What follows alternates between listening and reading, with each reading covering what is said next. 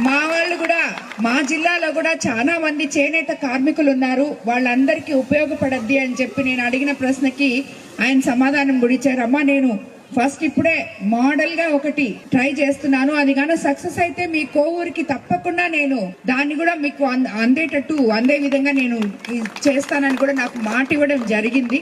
కానీ మనం అధికారంలోకి వచ్చిన తర్వాత చంద్రబాబు నాయుడు గారు చేనేత పక్షపాతి అని మీకు అందరికీ తెలుసు. దానికి తోడు ఈ రోజు మంగళగిరి వల్ల యువ నాయకులు లోకేష్ బాబు గారు కూడా చేనేత పక్షపాతిగా మిగిలిపోయారు. చేనేత కార్మికులకి ఎక్కడ కూడా ఇబ్బంది కలగకుండా వాళ్ళ వృత్తిని ఇంకా విదేశాలకి ఉత్పత్తులు అందే విధంగా మార్కెటింగ్ గాని, అలాగే వాళ్ళకి ఏ సబ్సిడీలు మనం ఇస్తాం. ఇప్పుడే చేనేత అధికారులు చాలా మంది ఇప్పుడు చెప్పారు, చాలా మందికి ఇప్పుడు కొన్ని చెక్స్ కూడా ఇచ్చాము. నిజంగా చెప్పాలంటే ఈ చేనేత ఇప్పుడు ఆయన సార్ చెప్పారు చాలా సబ్సిడీలు ఉన్నాయి అని చెప్పి, అవన్నీ ఉపయోగించుకొని చేనేత కార్మికులు చాలా సంతోషంగా ఉండాలి అనే ఒకే ఒక కాన్సెప్ట్ తో వెళ్తున్న ప్రభుత్వం మంది.